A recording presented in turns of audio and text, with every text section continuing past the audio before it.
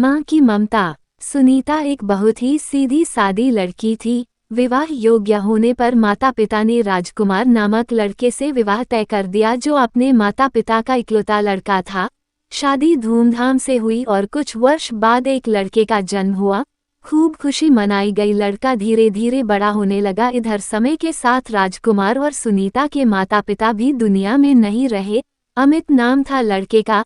धीरे धीरे 20 वर्ष का हो गया। स्कूल में टॉपर था। हाई स्कूल का रिजल्ट निकला तो फिर टॉप आया। दोस्तों ने पार्टी रखी। पार्टी शहर से दूर एक जंगली एरिया में थी।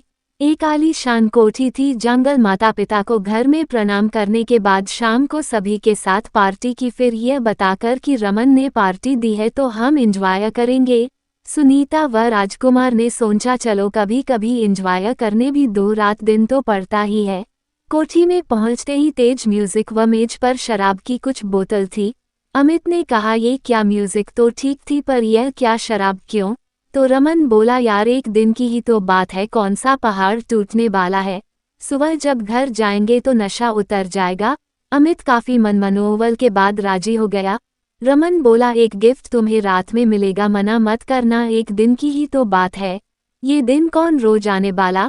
5 दोस्त थे, सभी ने पैग लगाए, सिगरेट जलाए और झूमकर नाचे। फिर थक गए तो अपने अपने रूम में चले गए। अमित जैसे ही रूम में पहुंचा कुछ लड़खड़ाया तो किसी की कोमल बाहों ने थाम लिया। बहुत सुंदर था वह स्पर्श। इसके बाद क्या हुआ अमित को न पता चला और सुबह उठा तो देखा वह खूबसूरत नव यौवना तैयार होकर जाने वाली थी। अमित ने रोक लिया, कौन हो तुम, इतनी खूबसूरत हो फिर भी यह गंदा काम करती हो।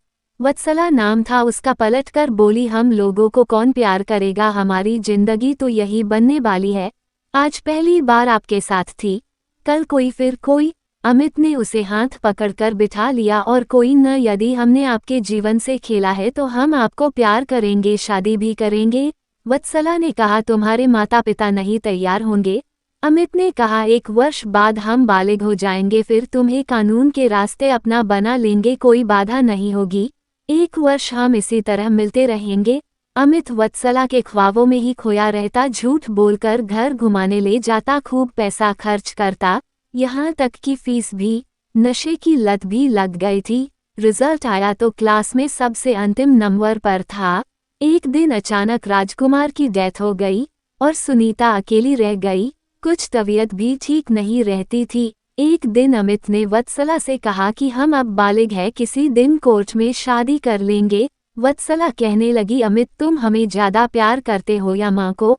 अमित ने कहा माँ को। तो वत्सला नाराज हो गई। अमित मुस्कुराने लगा, कहा अरे झूठ बोल रहा था, तुम्हें बहुत चाहता हूँ, तुम्हारे लिए खुद की जान दे सकता हूँ और किसी की ले भी सकता हूँ। वत्सला बोल उठी तो सबसे पहले अपनी माँ की जान लेनी होगी, क्योंकि मैं अकेले ही रहना चाहती हूँ, सिर्फ हम और तुम। अमित का सर चकरा गया और कहा हम यह नहीं कर सकते, हम माँ को बहुत प्यार करते हैं। वत्सला ने कहा शादी तभी होगी जब आप ये काम करोगे।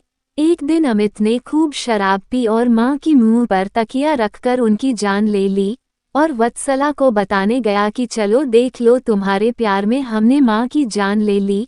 ओ वत्सला चीख उठी, क्या क्या तूने, मैं तो तेरे प्यार की परीक्षा ले रही थी कि माँ के कारण तू हमें छोड़ देगा, क्योंकि मेरा तो पेशा यही है जो तुमसे छिपकर हमेशा करती रही। हम लोग यदि शादी करने लगे तो कोठे खाली हो जाएंगे और तेरे जैसे अमीरजादे हमारी कोठी की शान कैसे बनेंगे। ओ इतना बड़ा धोखा मेरे साथ न पड़ सका, न माँ का हुआ, न प्यार मिला, इस दुनिया में मेरा कौन है। वत्सला हंस रही थी और एक लड़के का हाथ पकड़कर कोठी में ले जा रही थी। अमित घर आया और माँ की लाश को लेकर थाने पहुंचा और खुद का गुनाह कबूल लिया। जेल जाते वक्त वही कोठी की रंगीन शाम और वह दोस्त याद आ रहे थे जिन्होंने ये षड्यंत्र रचा था। वह सभी अमित की सफलताओं से जलने वाले लोग थे, जिन्हें अमित दोस्त समझता था। उन्हें लगता था कि अमित इसी तरह टॉप करता रहा तो वह लोग कभी टॉप नहीं आएंगे, और यह खेल खेला जो अमित के आजीवन कारावास के साथ समाप्त हुआ। सबक बच्चों पर विशेष निगाह रखें, उनकी हर गतिविधि पर